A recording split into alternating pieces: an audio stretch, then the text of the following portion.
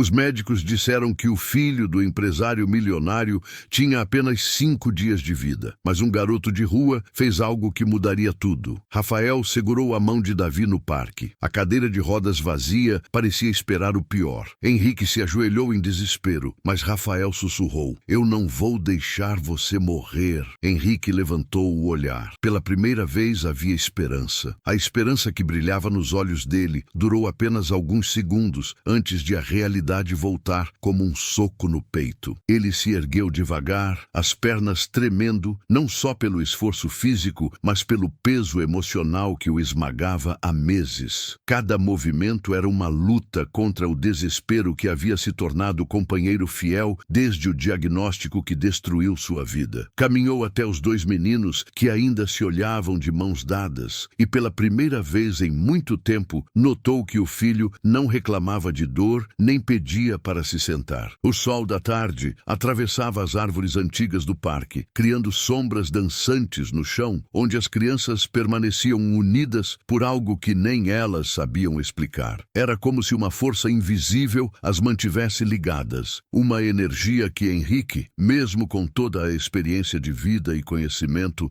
não conseguia compreender. "Rafael, eu sei que você tem bom coração, mas os médicos já tentaram tudo o que existe na medicina." As palavras saíram pesadas, carregadas por meses de exames que terminavam sempre com o mesmo veredito cruel: "Não existe cura para o que meu filho tem. Já consultamos os melhores especialistas do país. Fomos para hospitais nos Estados Unidos, na Alemanha, na Suíça. Eu gastei mais dinheiro em tratamentos do que muita gente ganha em uma vida inteira." Ele havia investido uma fortuna em terapias experimentais que prometiam milagres e entregavam apenas falsas esperanças. Levou Davi aos melhores hospitais, onde médicos renomados usavam máquinas de última geração que custavam milhões. Consultou especialistas no exterior, pagou valores absurdos por consultas que duravam 15 minutos e terminavam sempre da mesma forma, com silêncio e olhos baixos. Tentou inclusive tratamentos alternativos, qualquer coisa que oferecesse um fio de esperança. Nada funcionava. A doença degenerativa seguia seu curso implacável, consumindo o menino dia após dia. Rafael soltou a mão de Davi por um instante, virou-se para o pai e disse com voz firme, olhos brilhando de uma confiança quase adulta: "O senhor já tentou rezar de verdade?" A pergunta simples e direta atingiu Henrique como um raio em céu limpo. Ele, que sempre resolveu tudo com dinheiro, que construiu um império com estratégia e lógica, nunca havia considerado algo tão imaterial quanto a fé. Ficou em silêncio, incapaz de responder. Como uma criança de rua, que mal tinha onde dormir, podia falar sobre fé com tamanha certeza. "Rezar", ele repetiu, a palavra soando estranha em seus lábios. "Filho, eu já tentei tudo o que o dinheiro pode comprar. Paguei médicos do mundo inteiro. Comprei os remédios mais caros e modernos." Rafael balançou a cabeça, calmo. "Mas o senhor já tentou pedir ajuda para quem criou o corpo do Davi e sabe como consertar?" A lógica do menino era desconcertante e ao mesmo tempo clara como a luz. Henrique sentiu um arrepio. O filho puxou sua manga e disse: "Pai, eu sonhei com o Rafael ontem. Ele me ajudava a andar e a gente corria juntos." O homem empalideceu. Como era possível? Davi nunca tinha visto aquele garoto antes. Viviam em mundos opostos. E mesmo assim o sonho acontecera. Henrique se abaixou, o coração disparado. "Como assim, filho? Que tipo de sonho foi esse?" Davi sorriu. Um sorriso fraco, mas verdadeiro, que o pai não via há meses. "Eu corria, pai. Corria sem dor, sem cansaço.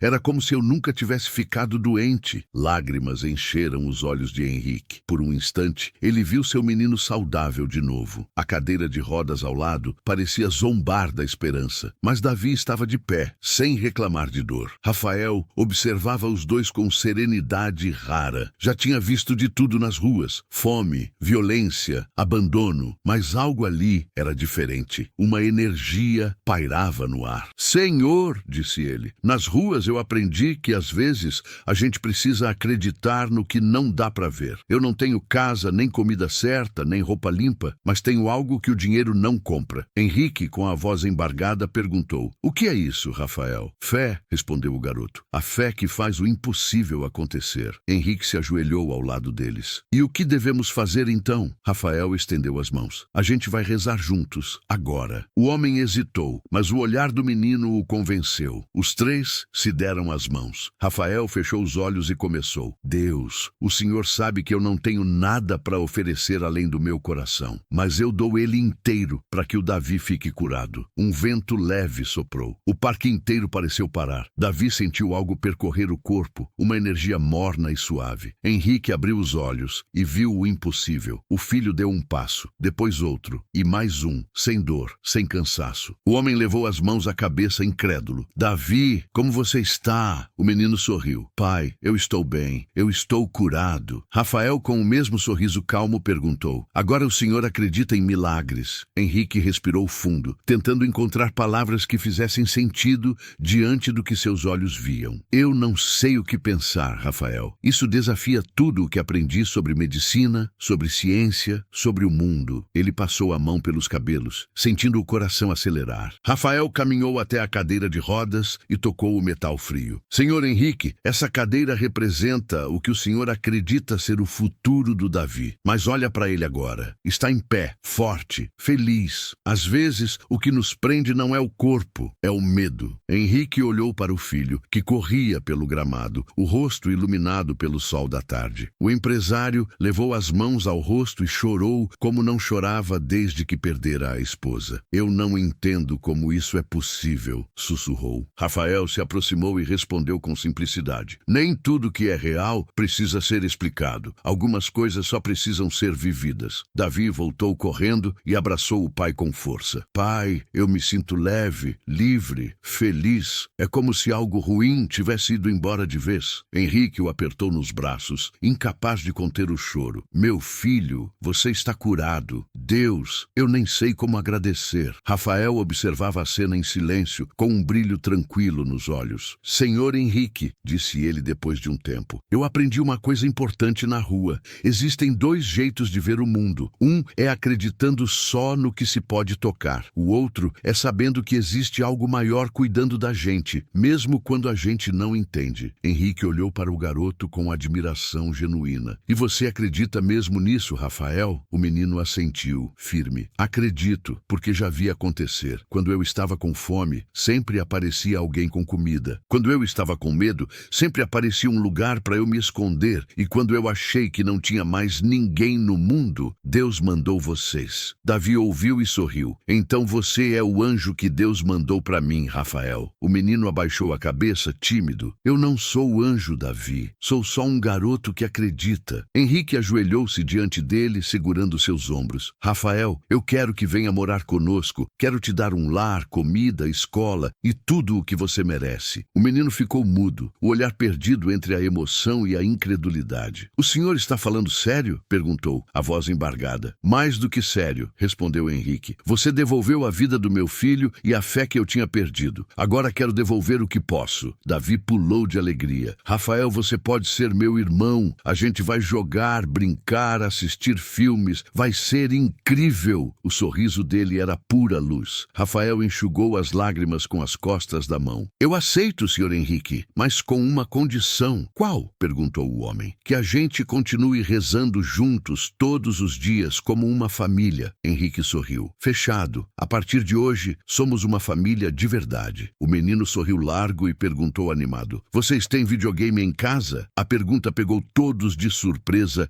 e arrancou a primeira gargalhada sincera de Henrique em muito tempo. Temos, e agora ele é seu também. Davi vibrou. Rafael, você vai amar. Eu vou te ensinar todos os jogos. O empresário observou os dois e sentiu o coração leve, como há anos não sentia. Vamos para casa, disse, abrindo os braços. A partir de hoje, nada será como antes. No carro, Rafael olhava tudo pela janela encantado. Cada prédio, cada árvore parecia novo. Senhor Henrique, disse ele, eu não sei se vou me acostumar com tudo isso. O homem respondeu calmo. Não tenha pressa, Rafael. A casa é sua. A gente aprende juntos. Davi segurou a mão dele. Eu também tive medo quando fiquei doente, mas agora não tenho mais, porque você está comigo. Rafael sorriu emocionado. Quando chegaram à mansão, o garoto ficou parado na entrada, sem palavras. Essa é sua nova casa, disse Henrique, pousando a mão em seu ombro. E aquele quarto ali em cima vai ser o seu. Davi interrompeu animado. Ou o nosso. Podemos dividir. Rafael Rafael assentiu rindo. Eu adoraria. Dentro da casa, foram recebidos por Clara, a governanta. Ela olhou curiosa, mas logo sorriu com ternura. Então, esse é o menino que trouxe nosso Davi de volta? Rafael corou. Eu só rezei. Às vezes, rezar é o maior ato que alguém pode fazer, respondeu ela, tocando o ombro dele. Mais tarde, jantaram juntos. Clara preparou lasanha e bolo de chocolate. Antes de comer, Henrique pediu: Rafael, quer fazer a oração? O menino fechou os olhos e disse: Deus, obrigado por esta família e por me dar um lar. Abençoa nossa nova vida e nos ensina a nunca esquecer do amor. Quando terminou, ninguém conseguiu segurar as lágrimas. Durante o jantar, Davi ria alto, falando sem parar. Rafael experimentava cada sabor como se fosse a primeira vez. Está delicioso, dona Clara. Ela sorriu emocionada. Bem-vindo à família, meu filho. Depois, Henrique pediu pizza e os meninos jogaram videogame até tarde. As risadas encheram a casa que antes era silenciosa. Antes de dormir, o empresário subiu as escadas devagar, parou na porta e viu os dois meninos dormindo lado a lado. Sorriu e sussurrou: Obrigado, Deus. Obrigado por me dar 2 filhos. Na manhã seguinte, Henrique acordou antes do sol nascer, algo que não acontecia havia meses. Pela primeira vez em muito tempo, não era a preocupação que o fazia levantar, mas a gratidão. Desceu para a cozinha e encontrou Clara preparando o café. Ela cantarolava baixinho, o rosto sereno. Bom dia, senhor Henrique, disse sorrindo. Dormiu bem? Ele respondeu: Como não dormia há anos. Parece que a paz voltou para essa casa. Clara serviu o café e comentou: Os meninos ainda estão dormindo, exaustos de tanto riso ontem à noite. Henrique sorriu. Deixe-os descansar. Hoje será um dia importante. Pouco depois, passos leves ecoaram pela escada. Davi apareceu com os cabelos bagunçados e logo atrás, Rafael, ainda tímido, usando uma camiseta grande demais, emprestada do irmão. Bom dia, pai. Bom dia, dona Clara, disse Davi. Bom dia, senhores, completou Rafael educadamente. Bom dia, filhos, respondeu Henrique, a voz embargada ao perceber o quanto aquelas palavras soavam naturais. Clara colocou na mesa panquecas quentinhas com mel. Rafael olhou curioso. Eu nunca comi panqueca antes. Davi arregalou os olhos. Então se prepara, porque é a melhor coisa do mundo. Rafael deu a primeira garfada e fechou os olhos, saboreando. Está incrível, dona Clara. Ela sorriu. Pode comer à vontade, querido.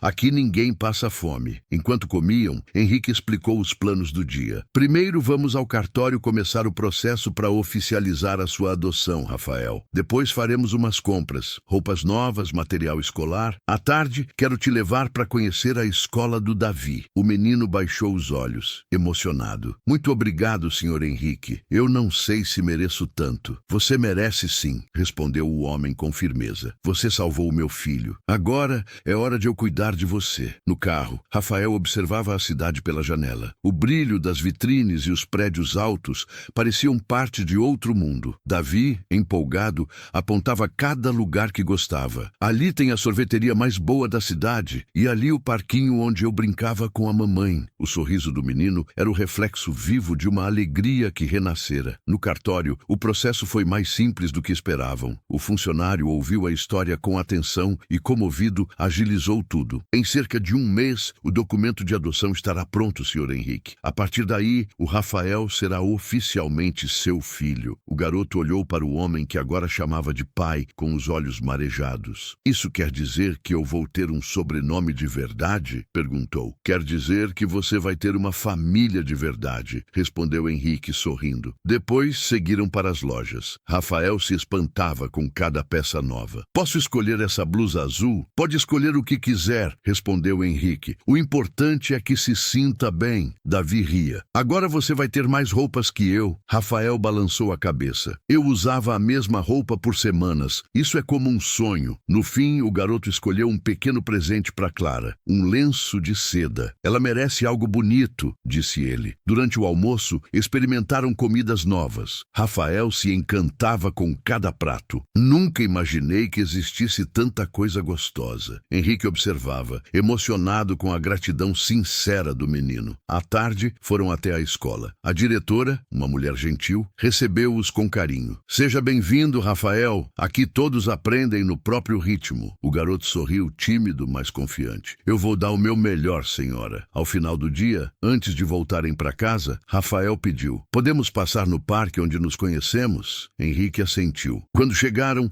a cadeira de rodas ainda estava lá, sob a mesma árvore. Rafael se aproximou, tocou o metal frio e deixou um bilhete. "Se você precisa de esperança, ela está aqui. Use com fé." Depois ergueu o rosto e murmurou: "Obrigado." Davi segurou sua mão. "Ela vai ajudar outra pessoa agora." Henrique observava, o coração cheio. De volta para casa, Clara os recebeu com o jantar pronto e um sorriso. "Como foi o dia?" Davi contou tudo de uma vez, entre risadas. Rafael mostrou o lenço que havia comprado. "É para a senhora." Ela levou a mão ao peito. "Meu Deus, menino, é lindo. Você não precisava." "Precisava sim. A senhora foi a primeira pessoa que me chamou de filho sem me conhecer." Durante o jantar, a conversa fluiu leve, como se todos já se conhecessem há anos. Rafael falava sobre o que queria aprender na escola. Davi fazia planos para o fim de semana. Henrique observava os dois com orgulho silencioso. Após comerem, reuniram-se na sala. Davi trouxe um livro e sugeriu: "Pai, posso ler em voz alta pra gente? A gente faz isso agora em família." Rafael se animou. "Eu quero tentar ler também." Henrique assentiu emocionado. E assim, entre risadas e tropeços nas palavras, leram juntos até o sono chegar. Mais tarde, Henrique subiu para dar boa noite. Os dois meninos dormiam lado a lado, o mesmo sorriso tranquilo nos rostos. O empresário ajoelhou-se, agradeceu em silêncio e beijou a testa de cada um. "Obrigado, meu Deus. Obrigado pela segunda chance." Lá embaixo,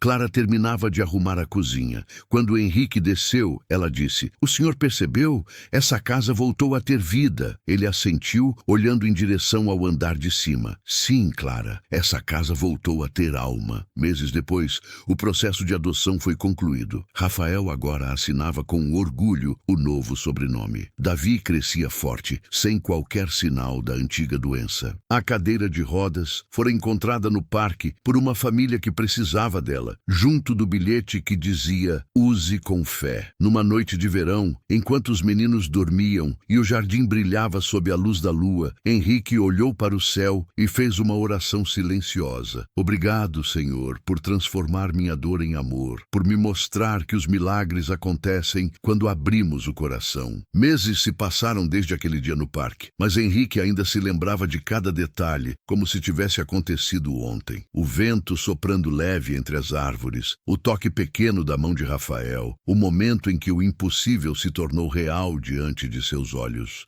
Às vezes, ele ainda passava por lá, silencioso, observando crianças brincando no mesmo gramado onde seu filho dera o primeiro passo depois do milagre. A cadeira de rodas não estava mais lá. Em seu lugar, havia apenas a sombra suave da árvore e o canto dos pássaros, como se o tempo tivesse guardado aquele espaço para sempre como um santuário da fé. Em casa, o som das risadas ecoava pelos corredores. Davi e Rafael corriam pelo jardim, mergulhavam na piscina, inventavam histórias, estudavam juntos. O que antes era silêncio e dor, agora era vida e esperança. Henrique observava da varanda com o olhar cheio de paz. Clara, como uma mãe orgulhosa, assistia sorrindo enquanto servia o lanche das crianças. "Senhor Henrique," ela dizia, "sabe o que acho? Esse menino foi enviado para curar não só o Davi, mas o Senhor também." O empresário sorria. "Eu sei, dona Clara, e cada dia ao lado deles é um novo milagre." Numa noite calma, o céu estrelado iluminava o jardim. Os três se sentaram juntos na grama, pai e filhos olhando para as estrelas. "Pai," perguntou Davi, "você acha que os milagres acabam?" Henrique olhou para os dois meninos